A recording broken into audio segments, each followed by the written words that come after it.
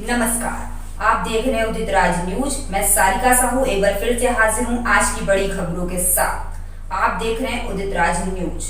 Police commissioner DK Thakur के निर्देशों के अनुसार वजीरगंज पुलिस को मिली बड़ी सफलता।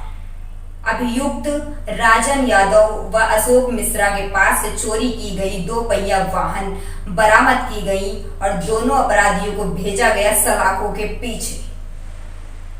तो पेश है उदित राज न्यूज से संवाददाता प्रभात कश्यप की खास report. Lucknow commissioner DK Thakur के निर्देशानुसार पर पुलिस को मिली एक बड़ी सफलता। पेश है उदित राज न्यूज से लखनऊ संवाददाता प्रभात कश्यप की खास रिपोर्ट। देखते रहिए उदित राज न्यूज।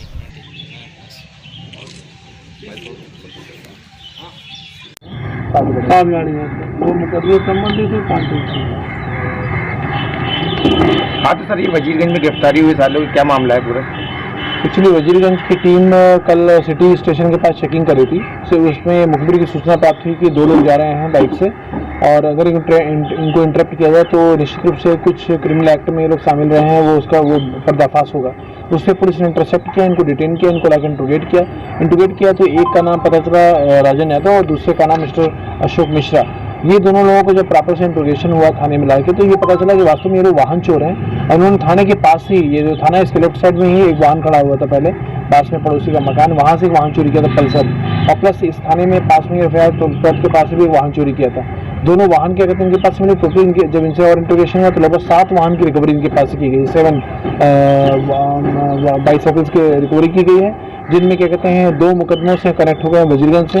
एक क्या कहते हैं जो लवर्स की मतलब था जो इनके पास से बरामद हुआ है। शेष के लिए हमने डीसीआरबी के माध्यम से इस डाटा को भेजा है, जिससे विभिन्न थाना क्षेत्रों में जो भी वाहन चोरी हुए हैं उनसे इसको मैच कराया सके और जहाँ जहाँ भी वाहन चोरी हुए हैं या इस तरह के एक्ट हुए हैं वो चाहे तो इनको पीसीआर में ले लें या इनको क्या कहते हैं आके यहाँ पे इंट्रोगेट करें। कहाँ बेचते थे और इन लोग बेसिकली इनका मकसद था, जैसे जो थाने के पास ही वाहन चोरी किया, ये रात में ही चोरी करके यहाँ से संत कबीर नगर लेते गए थे, क्योंकि बेसिकली मूल रूप से ये रहने वाला ये अम्बेडकर नगर का है, दोनों अम्बेडकर नगर के हैं। तो संत कबीर नगर ले जाके इन्होंने सेल कर दिया था।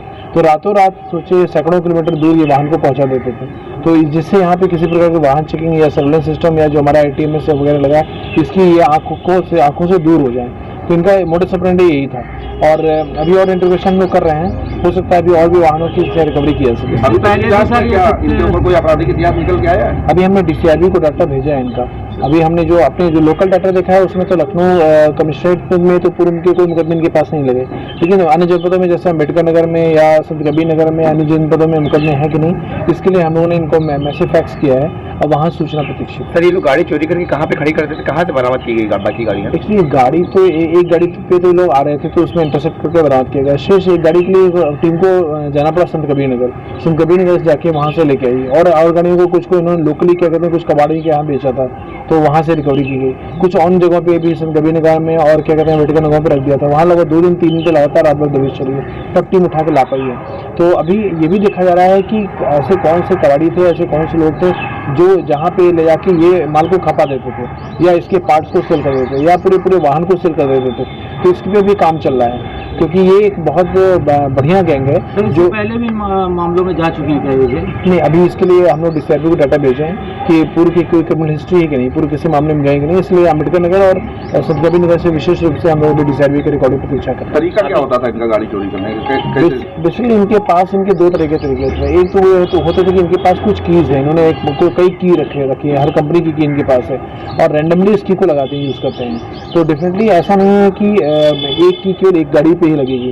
आपको अगर कई सिस्टम में देखें तो कई की को जब ट्राई करते हैं ट्रिक एंड ट्रायल मेथड में तो कोई नहीं गाड़ी की हैंडल लॉक खुल जाता है। हैंडल लॉक खुलने के बाद ये कभी दौड़ा के कभी किक करके स्टार्ट कर लेते थे और उसके बाद ले जाते थे। इनके पास इतना पैसा भी होता था कि आवश्यकता पड़े पेट्रोल की फिलिंग भी करा लेते थे, क्योंकि रात भर में यहाँ से संत कबीर नगर तक या अम्बेडकर नगर तक ले जाना पड़ता था इनको। ये कोई वाहन लखनऊ में नहीं रखते थे, ये तुरंत ले जाते थे आउट ऑफ डिस्ट्रिक्ट जैसे डिस्ट्रिक्ट के प्रति बाहर हो जाए, किसी प्रकार चेकिंग हो, किसी प्रकार का इंटरसेप्शन हो, वाहन चेकिंग हो, तो उसमें ये रेड हैंडेड पकड़े न जाए। सर आरटीओ की क्या भूमिका है इसमें? पेपर वगैरह कैसे बनाते थे, कहाँ बनाते अब इसके लिए अभी हम लोग और इंट्रोगेट कर रहे हैं बेसिकली कि इसके पेपर कैसे बनाते थे, क्या इसकी चेंजेस नंबर चेंज करते थे वेल्डिंग करके, या इन्हीं पे कोई ये फेक पेपर बनाते थे। तो अभी इंट्रोगेशन का ये पार्ट है, अभी इन्वेस्टिगेशन इस पार्ट में नहीं सर ये गाड़ी जो सनकबीर नगर लेके जाते थे कैसे लेके जाते थे? चला करके लेके चला जाते के ले थे? जाते थे। सर 2 से ज्यादा हैं या सिर्फ 2 ही अभी? नहीं, अभी तो 2 ही हैं, लेकिन ये है कि इनके कुछ साथी मिले, जैसे इनका मोबाइल नंबर जो लिया गया, मोबाइल नंबर को भी इन्होंने सर्वेलेंस से निकाला है, तो उसमें जो इनकी जो टॉप बी पार्टीज हैं, तो वो निश्चित हम ये मान के चल रहे हैं कि उनके दोस्त हैं, इनके साथी हैं, और अभी हम उनको भी इंट्रोगेट करेंगे, उनको भी उठाएंगे, उनको भी वो देखेंगे, विजिलेंस में रखेंगे। सर पकड़ने वाली टीम में मुख्य भूमिका किसकी थी और क्या कुछ पकड़ने नाम वाले हो में सकता है? निश्चित रूप से इंस्पेक्टर वजीरगंज, परमानंद, उमाशंकर सिंह, इंस्पेक्टर ब्रिजेश दुबे, इन सभी की पूरी टीम ने इसको गिरफ्तार किया है। डीसीपी वेस्ट साहब की तरफ से 10,000 रुपये कैश अवार्ड की घोषणा की। तो ये थी हमारी आज की कुछ खास बात। फिर मिलते हैं आप सबसे एक नई अपडेट के साथ। तब तक आप सब हमारे साथ जुड़े रहिए और पल पल की बड़ी खबरों के साथ देखते रहिए उदित राज न्यूज। मैं सारिका साहू आपसे इजाजत चाहती हूँ। धन्यवाद।